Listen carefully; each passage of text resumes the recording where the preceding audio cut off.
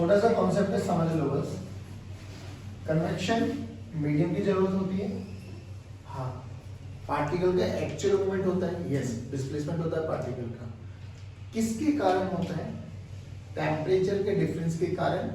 और टेम्परेचर के डिफरेंस के कारण ऐसा क्या होता है कि पार्टिकल मूव करता है? तो बेसिकली टेम्परेचर के वेरिएशन के कारण डेंसिटी का वेरिएशन आता है। वो चीज समझो।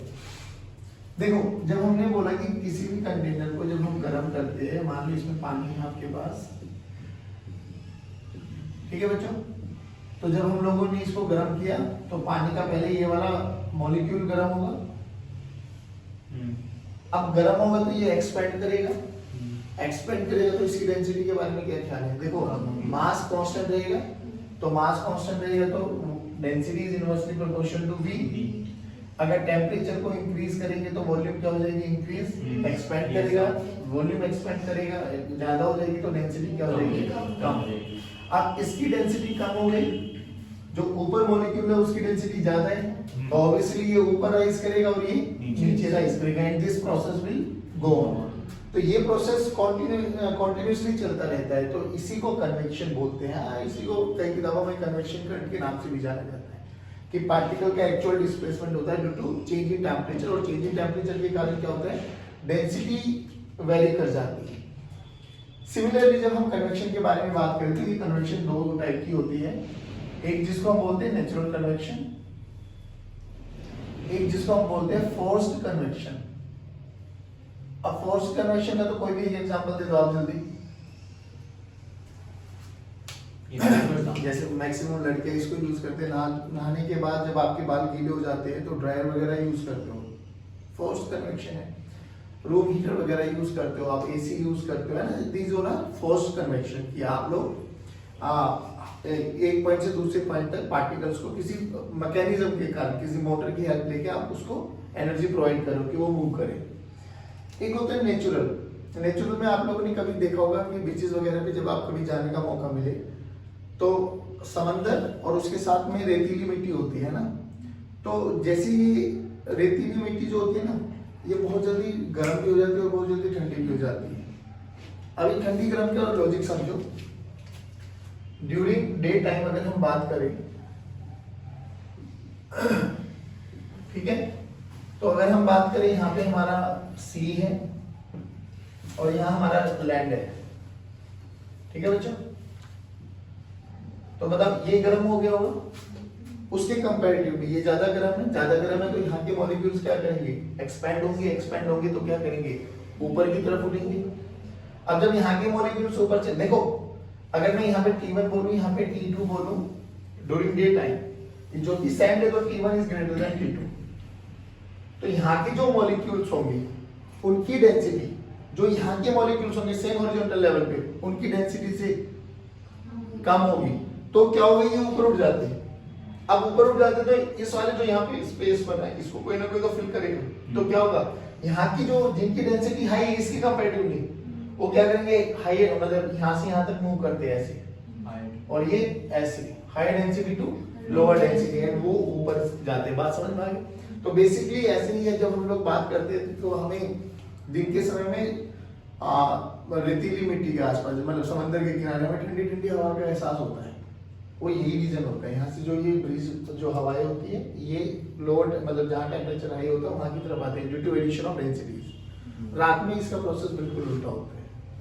रात में क्या होगा? ये ज्यादा ठंडा हो जाएगी इसके कंपैरेटिवली, तो ये रिवर्स हो जाता है। बात समझ में आ गई? This is known as natural convection, जो नॉर्मली हम देखने को मिलता है। As far as convection is concern, तो यहाँ से कोई न्यूमेरिकल तो आता नहीं है, ये लॉजिकल क्वेश्चंस आते हैं। जैसे एक क्वेश्चन आपको शेयर भी किया था कि बल्ब, जो वो पीला बल्ब होता है लट्टू जिसको बोलते हैं हम लोग, देखा है ना आप लोगों ने? ये बल्ब जो होता है हमारे पास, जो हम घर में यूज करते थे, आजकल तो सीएफएल यूज करते हैं। जैसे हम इसको मतलब ऑन करके रख देंगे, ये कुछ ही टाइम में गर्म होना स्टार्ट हो जाता है, और इतने भयंकर लेवल का गर्म हो जाता था कि इसको कपड़े की हेल्प से उतारना पड़ता था। आप लोगों ने देखा होगा, कई जो कैंटीन वाले भैया लोग होते हैं, पेटीज को गर्म करने के लिए इसका यूज करते हैं। 100-200 वोल्ट का बल्ब लगा देते हैं उसमें ओवन में, क्योंकि ओवन वैसे तो सप्लाई बहुत हीट खाता है, एनर्जी बहुत खाता है, तो वो जुगाड़ रख लेते हैं, बस एक वो बॉक्स खरीद लेते हैं उसका, और अंदर ये बल्ब की सेटिंग करा ली सच में, और उससे इतनी हीट रेडिएशन होती है, सही सही बता रहा हूँ, हीट रेडिएशन होती है जिससे वो पैटीज वगैरह गर्म होना स्टार्ट हो जाती है। लोकल जुगाड़, ओवन का ओवन, और एनर्जी खर्च की एनर्जी कम खर्च।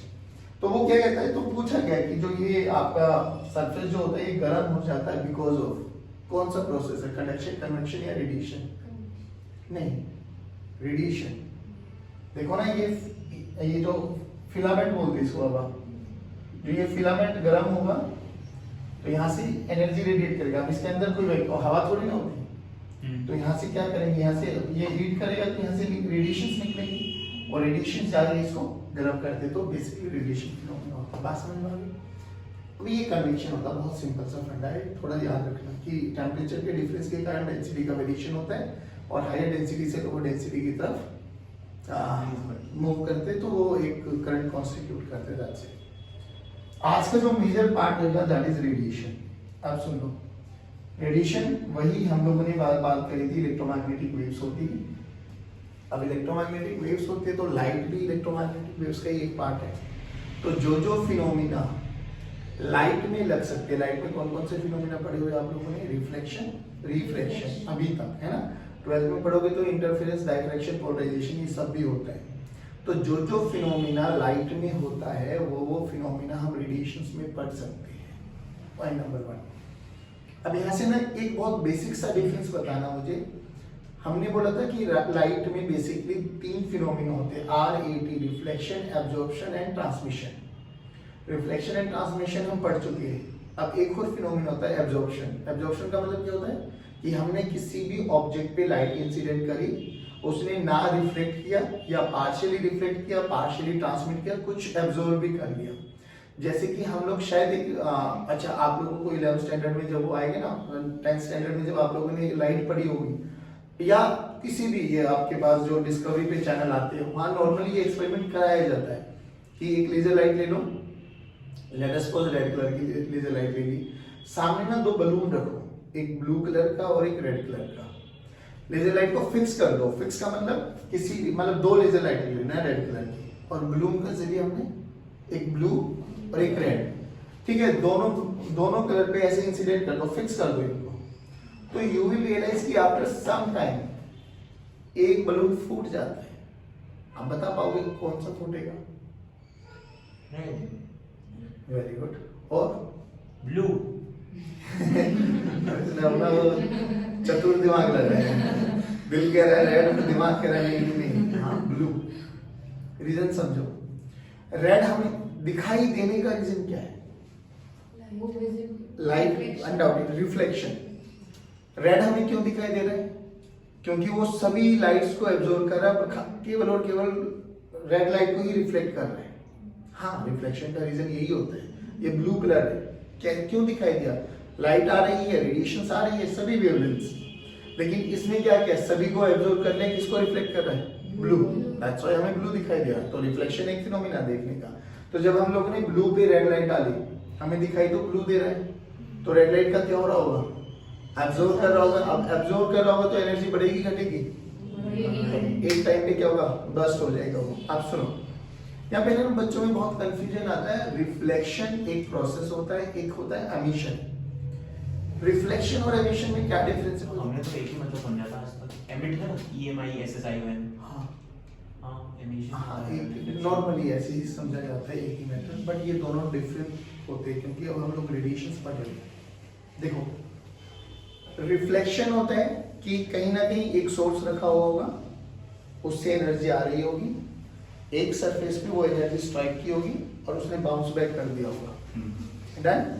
कोई सोर्स है, वहां से लाइट आई, एनर्जी आई, you can say light is a form of energy. Energy आई, सरफेस पर टकराया और बाउंस बैक करके वापसी दे दी। This is reflection.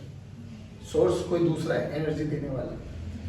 अब अगर मैं एक सोर्स पे, एक सरफेस पे लाइट इंसिडेंट करूं और वो सरफेस लाइट को एब्जॉर्ब करेगा, तो एब्जॉर्ब करेगा तो क्या होगा? टेम्परेचर बढ़ेगा। एब्जॉर्ब करते करते करते करते टेम्परेचर बढ़ा, टेम्परेचर बढ़ा, टेम्परेचर बढ़ा, और टेम्परेचर बढ़ते बढ़ते एक समय ऐसा आया कि उसने अपने अंदर से एनर्जी को एमिट आउट करना स्टार्ट कर दिया, रेडिएशंस निकालनी स्टार्ट कर दी। जैसे फॉर एग्जांपल, सबसे अच्छा एग्जांपल, आप लोगों ने कोई भी आयरन बार ले लो, कोई भी आयरन रॉड ले लो, बार ले लो, whatever you feel like good. Initially कोई भी आयरन, मैं बात करूं, ये मेरे पास एक जो स्टैंड रखा हुआ है, ये कैसा कलर है अभी?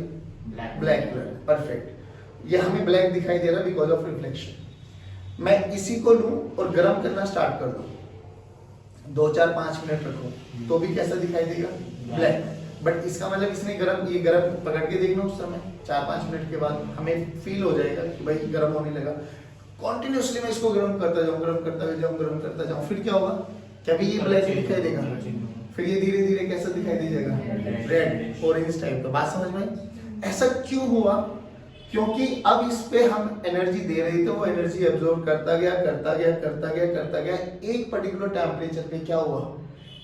देखो, जो हल्का सा भी गर्म था, एमिशन वो तब भी कर रहा था, एनर्जी को रेडिएट आउट तब भी कर रहा था, हमें फील हो रहा था। तवे वाला एग्जांपल याद करो, तवा गर्म है, तवे में से एमिशन रेडिएशंस निकल रही है, बट वो रेडिएशंस हमें दिखाई देगी या नहीं देगी, टोटली डिपेंड करेगा कि वेवलेंथ कौन से रीजन में लाई कर रही है। जब हम इसका टेम्परेचर बढ़ाते गए तो क्या हुआ? एनर्जी लेता गया। एक समय ऐसा है कि इसकी एनर्जी उस विजिबल रीजन में लाई कर गई जहां पे हमें दिखाई देने लगा, और ये रेड कलर का हो गया। बात समझ में आई? तो रेड कलर का दिखाई देना और पहले ब्लैक कलर का दिखाई देना। ब्लैक कलर का दिखाई देना था किसका कॉज? रिफ्लेक्शन। रेड कलर का दिखाई देना किसका कॉज है? रेडिएशन। तो हुआ क्या? इसने एनर्जी एब्जॉर्ब करी, टेम्परेचर बढ़ाया, surface temperature basically, surface temperature बढ़ा, और जब वो इस अमाउंट पर बढ़ा कि वहां से क्या निकलना स्टार्ट कर दी? रेडिएशंस, एमिशंस, बेसिकली एनर्जी को उसने एमिट आउट करना स्टार्ट कर दी। तो that is emission process. Radiation में, रिफ्लेक्शन में क्या होता है? कोई दूसरे सोर्स से लाइट एनर्जी आएगी, टकराएगी, वापसी हो जाएगा। एमिशन में क्या होगा? खुद का टेम्परेचर इंक्रीज करेगा और एक समय के बाद अपने आप से, अपनी ही बॉडी में से एनर्जी को रेडिएट आउट करेगा। बात समझ में आ गई? बहुत बेसिक सा डिफरेंस है। एक तो ये, एक जब रेडिएशंस पढ़ रहे होते हैं ना, एक प्रीवोस्ट थ्योरी आती है, PREVOST। प्रीवोस्ट थ्योरी में क्या हुआ? इनिशियल उन्होंने सबसे बोला कि भाई ये देने लेने का प्रोसेस है ना, हमेशा रहता है। मतलब क्या? कि कोई भी बॉडीज है, 0 केल्विन पे छोड़ के ना, सभी टेम्परेचर पे, सभी फाइनाइट टेम्परेचर पे वो एनर्जी रेडिएट आउट करती है और एनर्जी एब्जॉर्ब भी करते हैं। Basically it's a continuous process, energy का देना और लेना, एमिशन एंड ऑब्जर्प्शन। एब्जॉर्प्शन समझ में आ गया? एनर्जी लेगा, एमिशन एनर्जी देगा। तो लेने और देने का प्रोसेस ये कंटीन्यूअस प्रोसेस है, कंटीन्यूअस प्रोसेस। अब देखो, सिंपल सा फंडा बताओ आप लोग, अगर हम बात करें, एक मान लो हमारे पास कोई भी बॉडी है ये, और हमारे सराउंडिंग का टेम्परेचर है, ठीक है। सराउंडिंग का टेम्परेचर अगर इस बॉडी के कंपैरिजन में ज्यादा है, सराउंडिंग का टेम्परेचर अगर बॉडीज के कंपैरिजन में ज्यादा है, तो ये क्या करेगी? एनर्जी लेगी या देगी? ये ले भी रही होगी और बट उस केस में हम डिपेंडेंट रहेंगे किस पे? कि या तो एमिशन ज्यादा हो रहा होगा या एब्जॉर्प्शन ज्यादा हो रहा होगा। सोच के देखो, अगर एमिशन ज्यादा हो रहा है, एमिशन का मतलब मैं एनर्जी दे रहा हूँ, ज्यादा एनर्जी में निकाल रहा हूँ और कम एनर्जी ले रहा हूँ, तो मेरी बॉडी का टेम्परेचर के बारे में क्या ख्याल है? बढ़ेगा या घटेगा? अब उल्टा करो, अब मैंने क्या किया? एब्जॉर्प्शन ज्यादा कर लिया और एमिशन कम कर रहा हूँ। आइसक्रीम खाते हो, यही तो फिनोमिना होते हैं, नहीं हुआ? उसमें एमिशन ज्यादा होता है या एब्जॉर्प्शन ज्यादा होता है? तो वो मेल्ट होना स्टार्ट हो जाती है। चाय में देखो, चाय में फिनोमिना सारे लगाएंगे, कंडक्शन, कन्वेक्शन और रेडिएशन। बट अभी हम रेडिएशन बात करें तो रेडिएशन में देख लो, चाय गरम चाय का कप रख दिया, कंडक्शन भी हुआ होगा, कन्वेक्शन भी होगा, रेडिएशन, बस रेडिएशन का इंपैक्ट देखो क्या हुआ होगा। उसमें कौन सा प्रोसेस ज्यादा हो रहा होगा? एमिशन या एब्जॉर्प्शन? एमिशन। तो सराउंडिंग में हीट ट्रांसफर करिए, अगर धीरे धीरे क्या होगा? ठंडी हो जाए, बिल्कुल रूम टेम्परेचर पे आ जाती है। अगर आधा पौने 1 घंटे के बाद रख दो तो कप में और नॉर्मल आसपास की सराउंडिंग में कोई वेरिएशन नहीं होगा। तो समझ में आ गया कि सराउंडिंग का टेम्परेचर और बॉडी के टेम्परेचर पर डिपेंडेंट रहेगा कि कौन सा फिनोमिना ज्यादा होने वाला है। एब्जॉर्प्शन ज्यादा हो गया तो बॉडी का टेम्परेचर बढ़ता चला जाएगा, एमिशन ज्यादा हो गया तो बॉडी का टेम्परेचर कम होता चला जाएगा। But after a very long time का मतलब समझे कि काफी समय के बाद देने लेने का प्रोसेस विल रिमेन सेम। देना लेना क्या है? एमिशन। एक देखो, उसको बोलते हैं थर्मल इक्विलिब्रियम। थर्मल इक्विलिब्रियम का मतलब क्या है?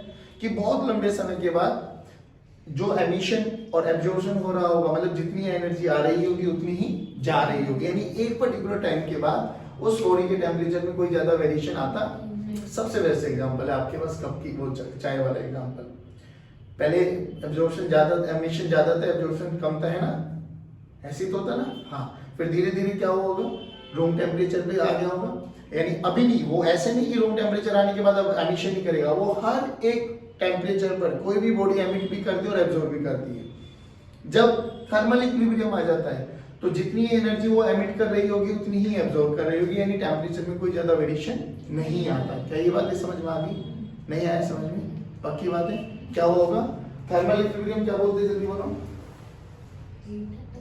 थर्मल इक्विलिब्रियम, सारे बच्चे बताओ ना। थर्मल इक्विलिब्रियम में क्या होगा, एमिशन और एब्जॉर्प्शन क्या रहा होगा, बराबर। ठीक है बच्चों, चलिए अब यहां पर एक छोटा सा कॉन्सेप्ट आता है जिसको हम बोलते हैं black body radiation. Black body radiation का मतलब क्या है? देखो ब्लैक बॉडी जो होती है ना, बेसिकली वेरी गुड, हम उस पे कोई भी लाइट कितने भी एंगल पर, कितने भी टेम्परेचर पे इंसिडेंस करे, वो 100% एनर्जी को एब्जॉर्ब कर लेती है, आइडियली 100%। मतलब क्या है, there should no reflection and no transmission. कोई रिफ्लेक्शन नहीं होना चाहिए, अगर रिफ्लेक्शन हो गया तो कहाँ का ट्रांसमिशन क्या है, इधर से एंटर करी इधर से निकल के चली गई। तो ब्लैक बॉडी में कोई रिफ्लेक्शन नहीं होना चाहिए, कोई ट्रांसमिशन नहीं होना चाहिए, क्या होना चाहिए, 100% एब्जॉर्प्शन। बट जो कि हम कह रहे आइडियल है, तो ये ऐसा पॉसिबल नहीं है। हाँ, अगर हम बात करें कि हमारे पास बहुत सारे ऐसे वो पड़े हैं, जैसे एक लैम्प ब्लैक करके वो है, जैसे वो चूना बोलते हैं ना उसको, ये काले काले वाला चूना क्या बोलते हैं इसको? नहीं चूना, ये चूरा, लैम्प ब्लैक नहीं होता, कोयले का ये बुरादा टाइप का, ऐसा कुछ लैम्प ब्लैक। बेसिकली ऐसा माना जाता है कि ये 1% ही रिफ्लेक्शन करता है। अगर 100% डालोगे ना तो 99% ही एब्जॉर्ब करता है। तो it's a good black body कह सकते हैं हम लोग। गोल्ड ब्लैक आ गया आपके पास, ये भी बहुत सारे एग्जांपल्स हैं। और हम लोग एक गोल्ड मतलब इसको ब्लैक बॉडी रेडिएशंस का एक छोटा सा एक्सपेरिमेंट करा भी सकते हैं, ऐसी कि कोई भी एक इंक्लोजर ले लो आप, उसमें छोटी सी ओपनिंग कर दो, बस कोई भी है, एक छोटा सा कंटेनर टाइप का ले लो और इसमें अंदर है ना ब्लैक पेंट कर दो बच्चों। हाँ, बहुत अंदर ब्लैक पेंट कर दो और एक छोटी सी ओपनिंग कर दो, बहुत छोटी सी ओपनिंग। यहां पर एक लाइट को इंसिडेंट कराओ किसी भी एक सरफेस पर। हाँ, मान लो ये लाइट को इंसिडेंट कराया।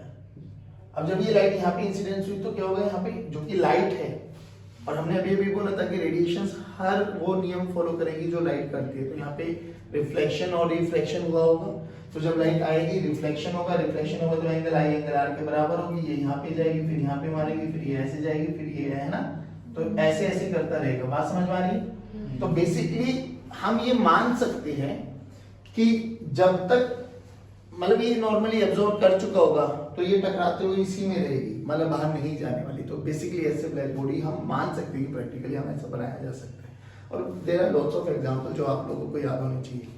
चलिए, तो एक ब्लैक बॉडी की परफेक्ट डेफिनेशन क्या है कि ऐसी बॉडी जो 100% रेडिएशंस को एब्जॉर्ब कर ले किसी भी टेम्परेचर पे, किसी भी एंगल पर हम उसको इंसिडेंट करें। पहली बात, ब्लैक बॉडी में कोई भी रिफ्लेक्शन नहीं होना चाहिए, ना कोई ट्रांसमिशन होना चाहिए। बट ब्लैक बॉडी में क्या हो सकता है, एमिशन हो सकता है। एमिशन का मतलब क्या हुआ, जैसे अभी भी देखा है कि भैया वो हीट लेगी, एनर्जी लेगी, एनर्जी लेते लेते लेते लेते क्या करेगा, वो अपने अंदर में से रेडिएशंस को तो निकाल सकते हैं, बिल्कुल निकाल सकती है। हाँ, कई बार वो रेडिएशंस हमें विजिबल रीजन में आ गई तो हम देख पाएंगे, नहीं है, क्योंकि हमें पता है इलेक्ट्रोमैग्नेटिक स्पेक्ट्रम रेडियो वेव से लेके गामा रेडिएशन, कॉस्मिक रेडिएशन तक जाती है, इनफाइनाइट वेवलेंथ्स होती है। हमें नहीं पता, कोई ऐसा नहीं कि वहां से लाइट कुछ निकल ही नहीं रहा, हमें नहीं दिखाई देगी। बहुत एंगस्ट्रॉम में, नैनोमीटर में चलती है वेवलेंथ, इतनी छोटी होती है कि हम इनसे कभी भी देख नहीं पाते अपनी आंखों से। बात समझ में आ रही है? हाँ, हम देख किसको पाते हैं, विजिबल रीजन को बस।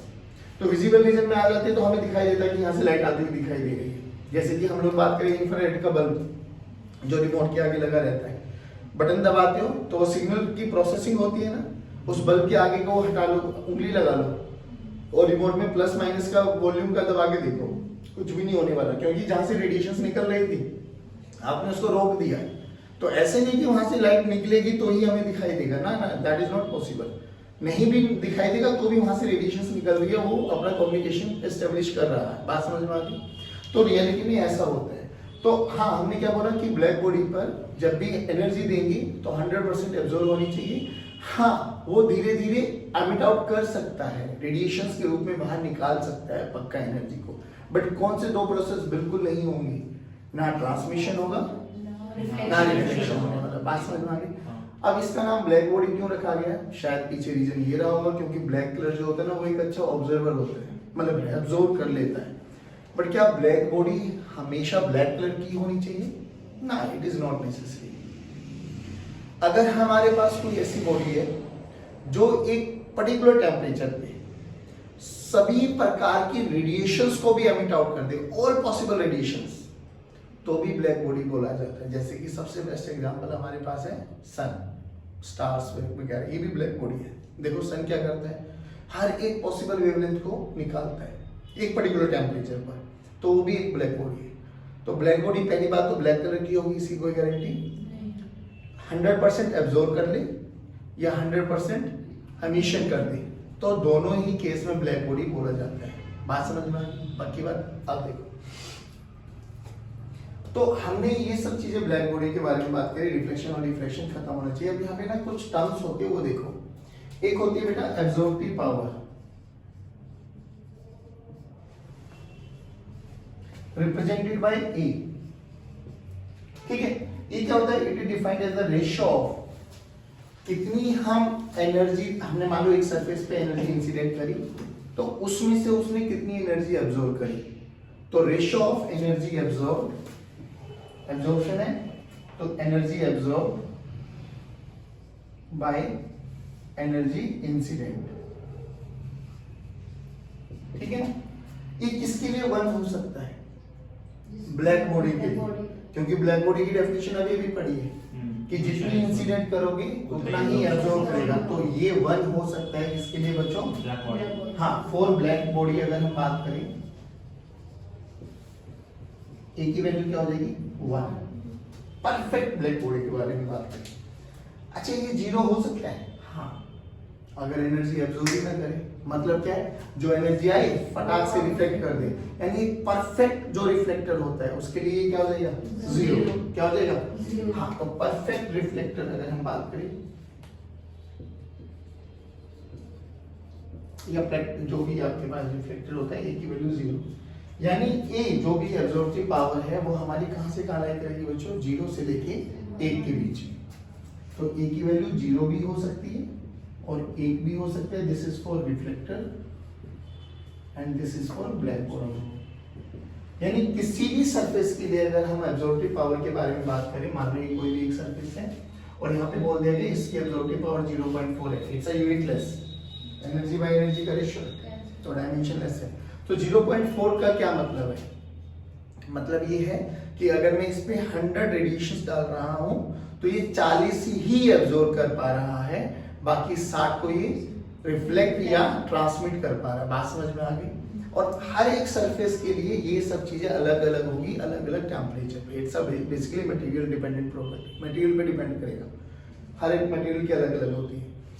एक यहाँ पर सिंगल चीज मिलती हुई दिखाई देगी जिसको हम बोलते हैं spectral absorptive power. Spectral basically वो स्पेक्ट्रम से लिया गया, और स्पेक्ट्रम है तो वहां पे वेवलेंथ होगी। मतलब क्या हुआ कि कोई भी, अब सिंपल सी बात है बाबू, इस वाले मतलब जो भी हमारे पास सरफेस था, इस सरफेस पे अलग अलग लाइट को, अलग अलग लाइट का मतलब समझ लेना, रेड ब्लू ये सब कैसे भी लाइट, सबका वेवलेंथ अलग अलग है। तो ये सरफेस हर एक अलग अलग कलर के लिए अलग अलग ही तरीके से बिहेव कर सकता है। जैसे फॉर एग्जांपल मैंने इस पे रेड लाइट डाली तो हो सकता है ये रेड में से ज्यादा एब्जॉर्ब कर ले, ब्लू डाली तो ब्लू कम कर सकता है। समझ में आ रहा है? ये हर एक लाइट के लिए अलग अलग इसका बिहेवियर होगा, सेम नहीं होगा कि रेड की भी 50 करिए तो ब्लू की भी 50 ही करेगा ना, इट इज नॉट नेसेसरी। तो उसको हम रिप्रेजेंट करते हैं ए लैम्डा से। लैम्डा रिप्रेजेंट्स फॉर वेवलेंथ, तो स्पेक्ट्रल एब्जॉर्प्टिव पावर इसको बोला जाता है। कि हर एक कलर के लिए कोई भी सरफेस अलग अलग तरीके से बिहेव कर सकता है। किसी में वो ज्यादा एब्जॉर्ब कर सकता है, किसी की एनर्जी को कम एब्जॉर्ब कर सकता है। ये चीज समझ में आ गई? पक्की बात ये होती है। तो यहाँ से अगर मुझे एनर्जी एब्जॉर्ब का या हीट एब्जॉर्ब का फॉर्मूला निकालना है तो क्या निकालेंगे? ए इंटू एनर्जी इंसिडेंट। आप कितनी एनर्जी दे रहे हो इंटू ए से मल्टीप्लाई कर देंगे तो हमें टोटल एनर्जी एब्जॉर्ब का पता लग जाएगा। बात समझ में आई? अब देखो एक क्या होती है जिसको हम बोलते हैं एमिसिव पावर। नहीं यही मतलब इंटीग्रेशन में चलता है क्योंकि लैम्डा हमारे पास वेरिएबल होता है हर एक वेवलेंथ का अलग अलग। तो बट ये ध्यान रखना है ए लैम्डा क्या होता है? बेसिकली स्पेक्ट्रल वेवलेंथ है ना। स्पेक्ट्रल एमिसिव एब्जॉर्बिव पावर, एक होती है एमिसिव पावर। अब जो ये एमिसिव पावर क्या होता है कि जब हम लोग एनर्जी को डालते हैं तो वो लेता है, फिर वो वहां से रेडिएशंस को एमिट आउट, एमिसिव है, एमिशन होगा यहाँ से, है ना। तो ये एमिशन किन किन फैक्टर्स पे डिपेंड करता है? देखो अगर मैं एक ये बॉडी ले लूं और एक ये बड़े वाली ले लूं तो खुद बताओ एमिशन किस में से ज्यादा हो रहा होगा? छोटे वाले में से या बड़े वाले में से? तो जिसका एरिया ज्यादा है वहां से एमिशन ज्यादा हो रहा होगा। जैसे जैसे टाइम को बढ़ाते चले जाओगे एमिशन का प्रोसेस उतना ज्यादा देर तक बढ़ता चला जाएगा। तो यहाँ से निकलने वाली एनर्जी, यहाँ से निकलने वाली एनर्जी डिपेंडेंट है कुछ फैक्टर्स पे, directly proportional to area and directly proportional to time. ठीक है, तो यहाँ का फॉर्मूला क्या बना? जो एनर्जी एमिट हो रही है ना, दिस इज एमिशन एनर्जी, जो एनर्जी एमिट हो रही है is equal to directly proportional के साइन को हटा के एक लिखते हैं हम E into A into T। ये E बोला जाता है एमिसिव पावर। क्या बोली जाती है? यानी अगर मैं E का फॉर्मूला लिखना तो E का फॉर्मूला क्या हो जाएगा बच्चों? Q by A into T। Energy emission per unit area per unit time. Energy emitted per unit area per unit time. किसी भी एक गिवन क्रॉस सेक्शनल एरिया में से किसी भी एक पर्टिकुलर टाइम में कितनी एनर्जी बाहर निकल रही है, एमिट हो रही है, that is your emissive power. बात समझ में? अब इसकी यूनिट बोलो। जूल पर सेकंड मीटर स्क्वायर। जूल पर सेकंड क्या होती है? वोल्ट। वोल्ट पर मीटर स्क्वायर इसकी यूनिट होते हैं। ध्यान आ गया? समझ में आ गया? तो ये हमारे पास हीट एमिशन है और ये हमारे पास एनर्जी एब्जॉर्प्शन है। ठीक है ना। देखो ये एनर्जी को एब्जॉर्ब करने वाला है, वो एनर्जी एमिट करने वाला है। अब ध्यान से देखो, हमसे ऐसा भी बोला जाता है कि हाँ किसी भी गिवन टेम्परेचर पे जो बॉडी सबसे ज्यादा रेडिएशंस को एमिट कर रही होगी वो भी ब्लैक बॉडी कहलाई जाती है। मतलब क्या है? समझ में नहीं आया? समझो, एक छोटा सा इलस्ट्रेशन बताने की कोशिश करूंगा। अगर मैं देखो, मान लो मैं एक रूम में मैंने दो बॉडीज को रखा, सेम डायमेंशन। बॉडी नंबर 1,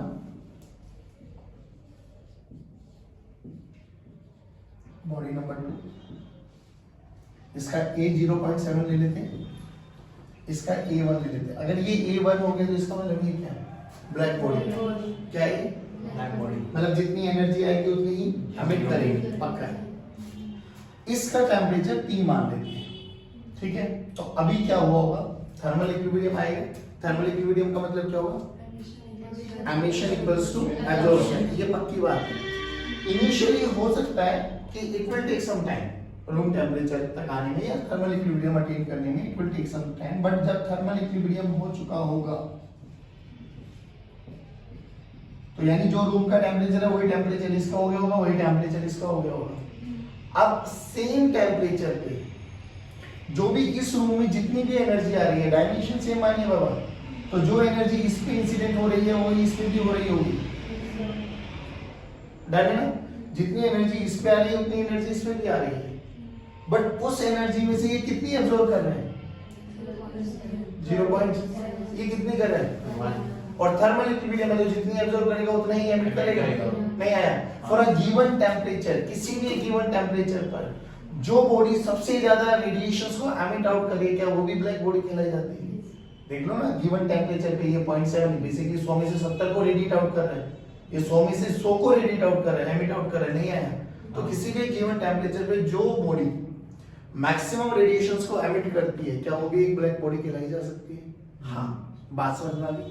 पक्की बात, देखो ध्यान से। ये तो कंपैरेटिवली हो गया ना कि हाँ, बेसिकली कॉन्सिक्वेंस है वो, जो इनिशियली हमने बोला था प्री होस्ट में, ब्लैक बॉडी में बेसिकली क्या कि वो सभी की सभी रेडिएशंस को 100% एब्जॉर्ब करेगी। बात समझ में आए? देखो इसको